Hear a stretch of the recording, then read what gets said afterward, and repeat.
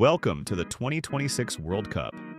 If you have been following this tournament your whole life, it is time to learn some new math because the format has completely changed. This summer, we are officially looking at the biggest World Cup in history, with 48 teams.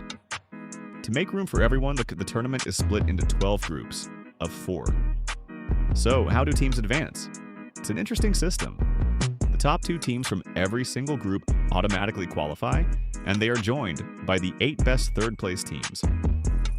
Mathematically, surviving the group stage is easier than it has ever been. But there is a major catch, and it's one that completely dictates Portugal's chances. Your placement matters more than ever. Once the group stage is done, the tournament shifts entirely to single-elimination knockout games. And because of the expansion, instead of jumping straight into the traditional round of 16, teams now have to compete in a brand new round of 32. Let's trace Portugal's path together. They are in Group K alongside Colombia, DR Congo, and Uzbekistan. With the sheer talent in Portugal's squad, simply advancing out of this group isn't the issue. The issue is the bracket.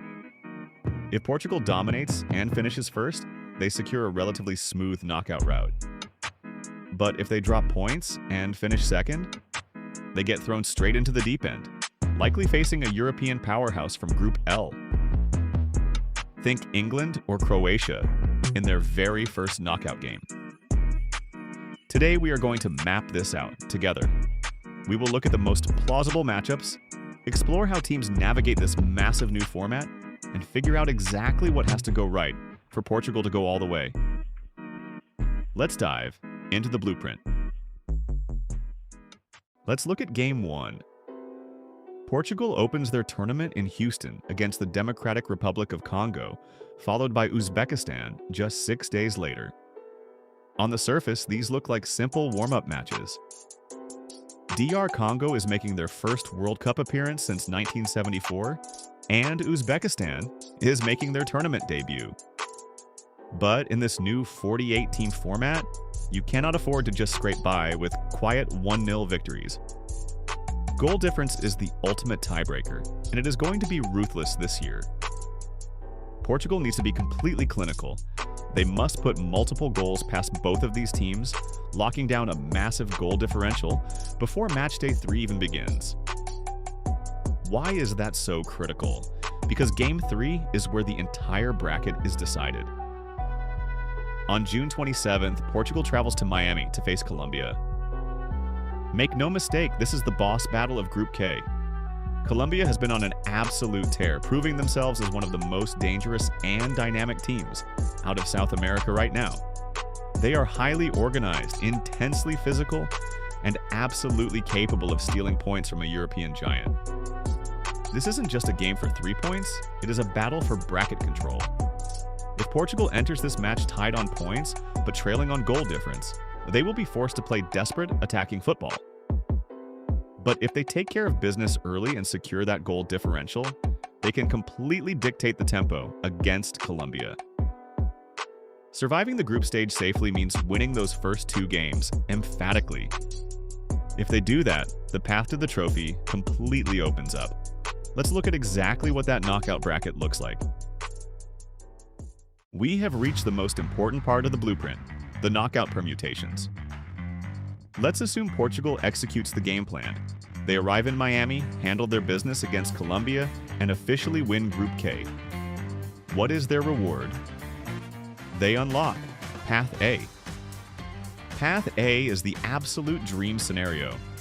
By topping the group, Portugal stays comfortably in the United States, traveling to Kansas City for the newly created round of 32 on July 3rd. More importantly, their opponent will be a third-place team that barely scraped through the group stage. It is the softest possible landing into the knockout gauntlet. But what happens if the Miami showdown goes wrong? What if Colombia takes the group and Portugal finishes second? Welcome to Path B. And it is a nightmare. Finishing second means Portugal immediately loses their geographic advantage. They are forced to pack up and fly north to Toronto. And waiting for them on July 2nd won't be a forgiving third-place underdog. They will face the runner-up of Group L. Statistically, that sets up a sudden death match against an absolute heavyweight. Surviving that only pushes them into a side of the bracket, completely loaded with early powerhouse matchups. The math is simple. Path A leads to the trophy, Path B is a trap. So, assuming Portugal plays it smart and secures Path A, what does the rest of the journey actually look like? Let's trace the exact teams Portugal will face if they secure Path A. If they win Group K and handle their business against a third-place team in the round of 32, the tournament shifts gears instantly. On July 7th in Vancouver, Portugal will play their round of 16 match. Statistically, this sets up a highly winnable match for Portugal. Because of how the bracket is structured, they will cross paths with the survivors from Group B. This means instead of a heavyweight giant, Portugal will likely face a team like Switzerland, Canada, or the United States. If they take care of business here, the path to the next round completely opens up. But if Portugal survives that match, the training wheels come off immediately. They travel to Kansas City on July 11th for the quarterfinals. And the bracket math here is absolutely incredible. Because of how the tournament is seeded, Portugal is on a direct collision course with the winner of match 86. That match features the winner of Group J, facing the runner-up of Group H. Translated, that means Portugal will likely face either Spain, Uruguay, or Argentina in the quarterfinals.